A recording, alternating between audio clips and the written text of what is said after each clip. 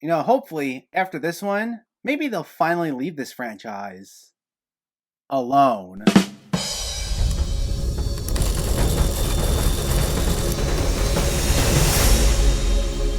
What's going on, everyone? Welcome back to my channel. Today we're talking about one of the newer Disney Plus releases just in time for the holidays, Home Sweet Home Alone. Before we begin, let me know in the comments what your thoughts on this movie were, if you already saw it, or if you were planning on seeing it, and make sure to hit that thumbs up button if you like these reviews, as it helps me out immensely by getting my content out there. And if you're new here, I hope you consider hitting that subscribe button so you can stay up to date with reviews of new releases, older films, hidden gems, and so much more on a near daily basis. But let's jump right into it and let's talk about Home Sweet Home Alone. This stars Ellie Kemper and Rob Delaney as a married couple who try to steal back a valuable heirloom from a troublesome kid played by Archie Yates. This is somehow the sixth film in the Home Alone franchise. A movie that was about a kid getting left home by himself for Christmas and having to defend himself from two robbers has now been repeated 5 more times. Honestly, the fact that we got it even one more time was on its own a shocker. But Home Alone 2, despite its heavy similarities to the original, managed to be a worthy follow-up to the original. Though some days I wish that wasn't the case, as maybe then we wouldn't have gotten as many of these that we did. Now, this once again plays into the formula that's been consistent in literally all these movies, but with a twist this time around, as it's now through the point of view of our two robbers. Rather than the kid left alone being the central premise of the film,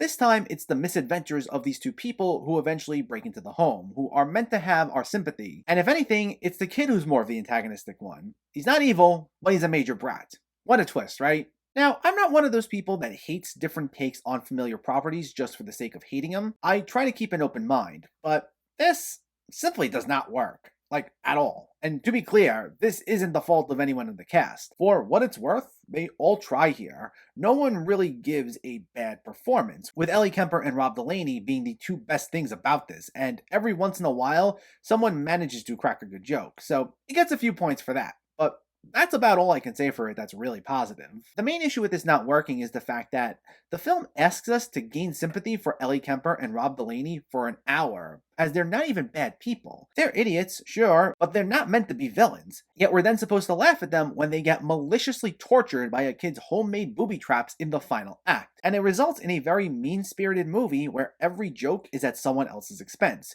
whether it's deserved or not, which is the exact opposite of what a family-friendly holiday movie should entail. Yes, we laughed when the same thing happened to Joe Pesci and Daniel Stern in the first two movies, and I guess we laughed when it happened in 3 more movies. It was kind of okay in the third, and I never saw either 4 or 5 to be quite honest. But it worked because these horrible things were happening to malicious people. So in those instances, the film was punching up. Here though, the film punches down, and I mean hard, as these are people who are clearly established not to be bad and instead have one series of unfortunate events after another bestowed upon them, yet it's played for cheap laughs. What's frustrating also is that even though they make the very boneheaded decision to break into someone's house when they suspect they're home, they do at least have valid reasons for why they're doing what they're doing. They're shown to have financial troubles as they were thinking of putting an expensive doll they own on the market to get them out of debt. And the reason they're going through this break-in scheme is because they think the doll's been stolen from them, which winds up being a contrived misunderstanding. And even though it's forced in the way all this conflict's set up, you still feel bad for what they're going through. Yet we're supposed to laugh at their expense later on in the film when they get tortured and nearly killed multiple times due to the action of someone who's a vindictive little brat. Now, I liked Archie Yates' performance in Jojo Rabbit, and I have a feeling he has a very promising career ahead of him as a comedic talent, and as I said earlier, this isn't his fault, nor is it the fault of anyone else in the cast. But this kid is absolutely unlikable from the get-go, making vicious insults right from when we first meet him, making fun of anything that one views as nice, and complaining to his mom the entire time about everything. Now, while there were some tensions between Kevin and his family in those first 2 movies, we still enjoyed the journey and cared for these characters because we were made to see Kevin isn't a bad kid, just a little misunderstood, even if he reacts to things in an extreme way. This kid, on the other hand, is absolutely abhorrent. We're given nothing to work with. He has very similar beats to Kevin McAllister, but those moments never once feel earned, with several sequences feeling like copy and paste elements from the first couple of movies, with no emotional depth whatsoever. If someone wrongs him, or if he gets into an argument with a family member, you don't feel bad because you're never once given a reason to feel bad. And speaking of those first two movies, this film is filled with tons of winking meta gags and nods to them, and some of them are kinda cringeworthy. I mean, I'm fine with newer installments of franchises acting as a loving tribute to the original entries, but this is filled with a lot of on-the-nose jokes where it's essentially just characters almost acknowledging the fact that they're in a reboot, filled with mugging at the camera that made my eyes roll. Like, I normally don't mind meta gags, but there wasn't an ounce of cleverness to them, with the whole joke being that the characters are just saying what kind of movie they're in, like one scene where we see someone watch a remake of the film within a film, Angels with Filthy Souls. The biggest instance of these nods, though, comes in the form of Devin Ratray reprising his role as Buzz McAllister, now as a police officer who's used in two scenes towards the middle. And while I appreciate the return of a classic character played by their original actor, his entire function is just to help cover up a massive plot hole. Because people have said in the past that it probably would be impossible to tell Home Alone in a modern setting due to the technology parents would have to check in on their kids. Well, this explains it away with a few convenient moments where Archie Yates' character attempts to call his mom via an Alexa-style robot, only to just be told the number's unavailable. And then, when Buzz is told to go check on the house after receiving a call that this kid's left alone,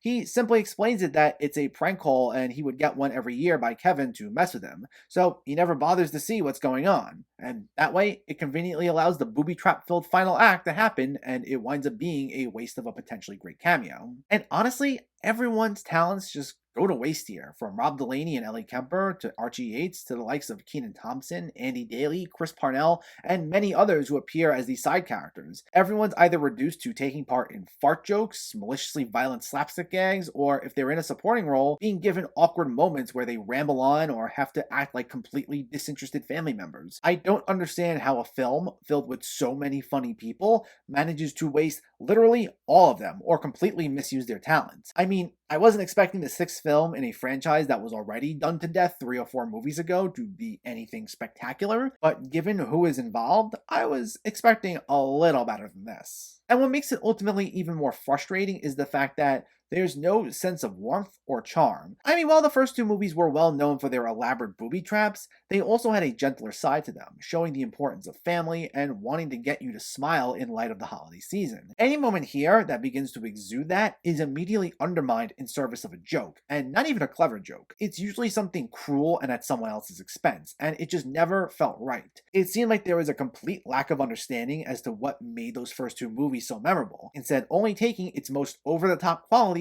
and exacerbating them to give us something hollow and unfeeling.